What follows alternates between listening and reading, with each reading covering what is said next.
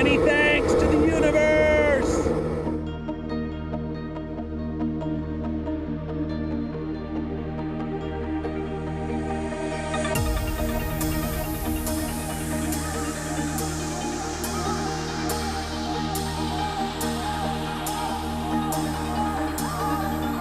We're out here with 8 of our earliest GoPro employees to kind of celebrate what we've accomplished and catch up with you and Forbes on the GoPro story.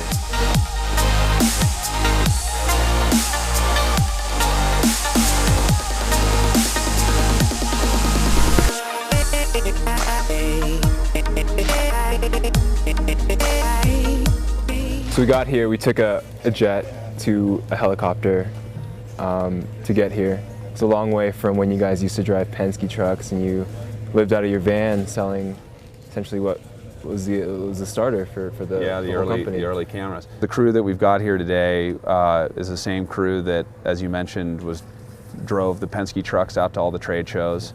You know, we drive from San Francisco to Salt Lake City, Utah, all through the night to then set up all through the next night, the trade show booth, trying to make this dream of GoPro real. And it's that passion that's made us so successful today. So it's really exciting to finally be at a place where the company is doing well enough where we all get to start to enjoy some of the fruits of that labor.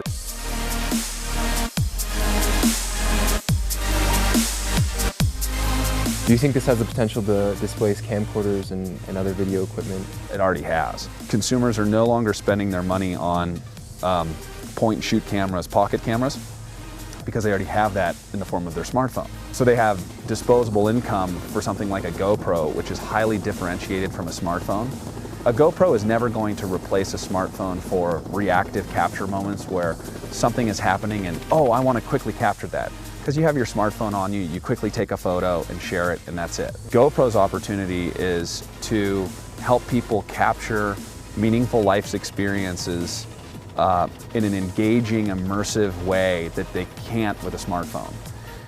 For example, capturing your perspective going skiing today in an, IMAX-like, huge, big, wide-angle, highly immersive manner that when you watch it, it's like reliving that experience.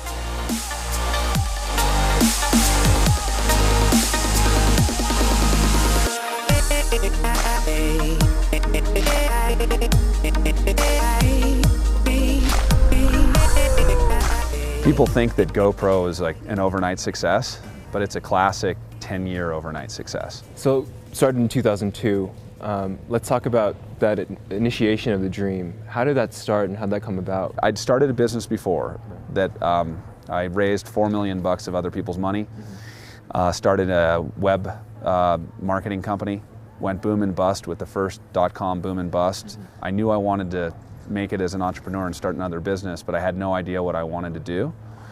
And so for inspiration, I went surfing and I planned a 5-month surf trip around Australia and Indonesia. The inspiration came before I even left. I wanted to capture photos of myself and my friends that I was going on the trip with while we were surfing out in the water. And no camera existed that allowed you to do that. And so I set out to develop this wrist harness that I could put a single-use disposable camera into and surf with it. I didn't even mean it to be a business idea. I just wanted to document my experience on this trip. And as soon as I got it working well, the light bulb went off and I realized, oh my God, there must be so many other surfers in the world that want something like this. So you started with wrist straps, essentially.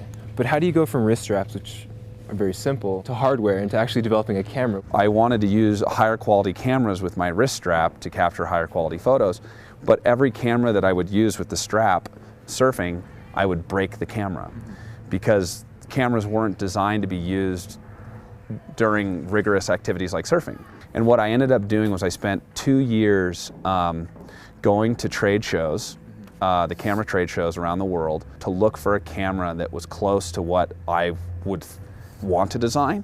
After a year and a half, about a year, I found it and got the manufacturer to agree to make the modifications and begin building the cameras for me. I actually did the deal without ever meeting the actual company.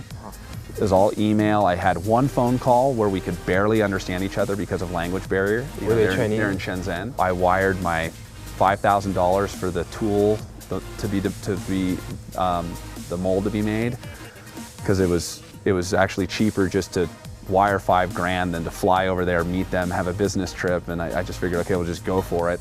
And they ended up being legitimate, and we were profitable from day one because it was just me, one employee.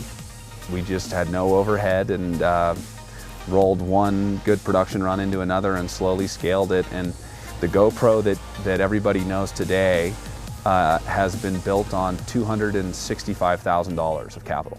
And you guys have just announced a recent round of funding by Foxconn. Foxconn bought into the company, right. And bought a stake, almost a 9% stake, for a couple $100 million. So when you think of where we've come from with this $3 cost reusable camera on the wrist for surfers, to where we are now with the Hero 3, to where we're now going to be going with Foxconn, it's really exciting.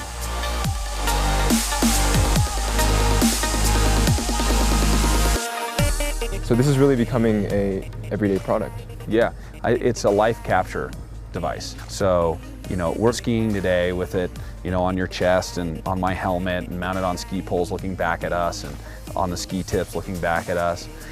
It's the same camera that surgeons are mounting to their headwear to document their surgical procedures to share with students around the world.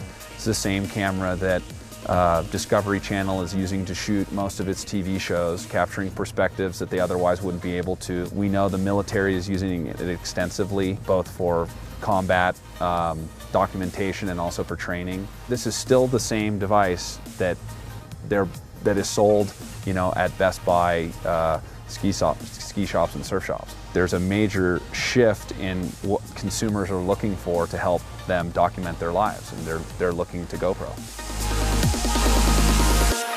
Hey, hey, hey, hey.